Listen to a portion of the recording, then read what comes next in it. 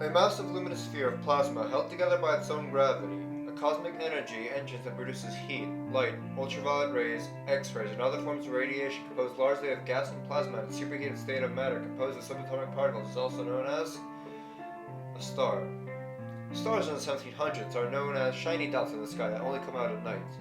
People who look up at the night sky and don't live in the city enjoy the starry night sky. It really is beautiful to see so many lights up in the sky, and knowing each is the size of our sun. We all look up to them when they are shown and admire, or don't care about them.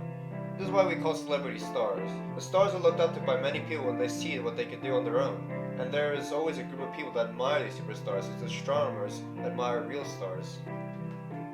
A shadow, on the other hand, is the complete opposite of what a star is. A shadow is what happens when an object is in the way of the light. A shadow can only do what an object is doing. In the light, you raise your arm out, it will do the same. Look at it, and it will do the same. When in front of a light, the shadow may only be bigger or smaller than what the object is, but the shape will never change. In fact, there is less energy in a shadow than something with light on it. If you are a shadow, you're basically a person who tries to be someone else by doing everything they do. Not just being influenced by a few great people, but devoting your whole life to being one of them, just like a shadow does. I have a story for you about a shadow of a cruel old man who becomes free and reaches to the sky to become a star. But you already read the title, and know that this isn't a story but an episode of the same show I reviewed last time, Courage, the Cowardly Dog. If you haven't seen this episode, I recommend watching it, not because it has spoilers in the plot, which it does, but because it's only 10 minutes, and filled with hilarious dark humor, gags, interesting soundtrack, and a great artwork.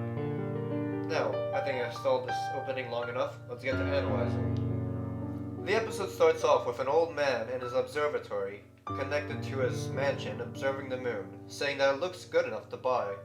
His butler next to him says that there are some things that money can't buy, but the old man lashes at him, and says everything can be bought, even people. And the butler should have known that after 50 years of working for him.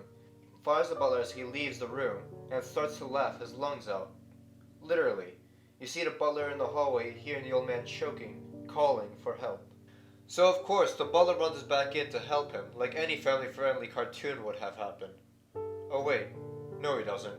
The butler was going to, but he reconsiders, and walked away happily humming. You see the old man's feet twitch a bit, then stop. Then a shadow starts to move by itself, and yells that it is finally free, and starts to scare everything in sight, until it becomes scared of the lightning. In the next scene, we see Courage also being afraid of the lightning, and being kicked off the bed. So Courage goes down the hallway and looks out the window to see a shadow coming to the house. Courage assumes it's a burglar, and Eustace and Muriel get the weapons to come downstairs and see nothing. Eustace puts Courage in the attic for tricking them to think there's a burglar. Courage is afraid that the burglar would strangle Muriel, hit Muriel, and, well, you know what that means. Courage sees his shadow turn into a monster and he runs through the attic door, through the bedroom door, to Eustace and Muriel. They go to the attic and see nothing. Eustace warns that this is Courage's last chance.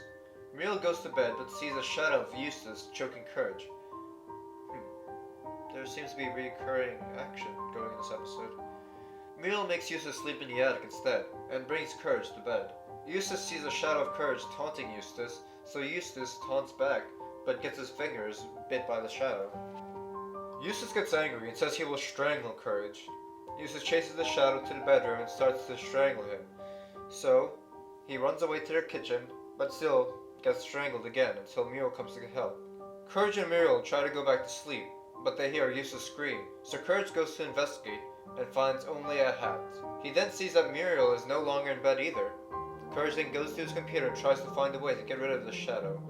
The computer tells Courage that the evil shadow may only be dealt with by leaving the house or having a pleasant conversation, which confuses Courage and would probably confuse anyone else. Courage goes to the basement first in search of Muriel.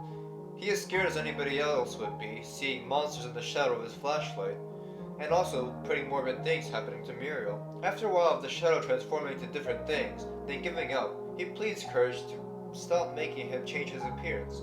The evil shadow explains that he didn't do anything bad to anyone, and that reason he scares and seems cruel to everyone is because he was a shadow of the cruel old rich dude. But he doesn't want to be that.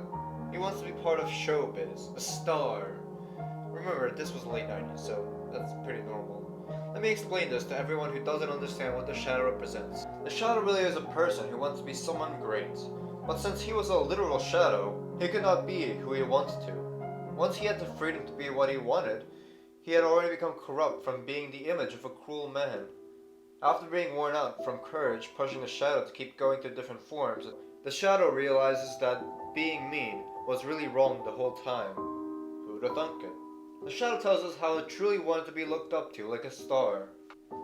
So courage gets an idea to tell the shadow not to be in the shadow of a star as in a person, but a star as in a real star. I don't know how to make it in showbiz, but up there are the real stars. Why don't we hang with them? Now this part confused me the most. A star can't have a shadow, so I thought about it for a while. Then it came to me.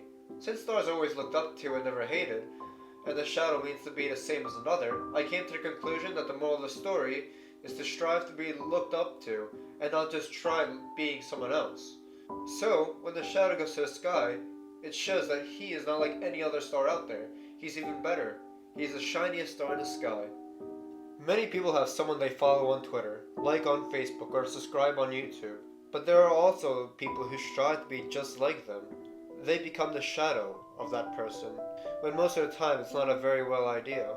We should never shadow anyone, even if they are great. We should instead be ourselves and strive to be someone that is looked up to, and not disliked by anyone. We can still be influenced by who we like, but I'm not going to make myself a bird or stand in front of the camera and call you all a bunch of faggots. I'm going to be who I am. Because possibly, just possibly, I could be better. Just as the shadow was the brightest star in the sky. And one day, I hope that everyone can just be who they are, and not just followers. Because you have the potential, not just you, but everybody has the potential to be just as great as the person that they admire. Thank you for listening.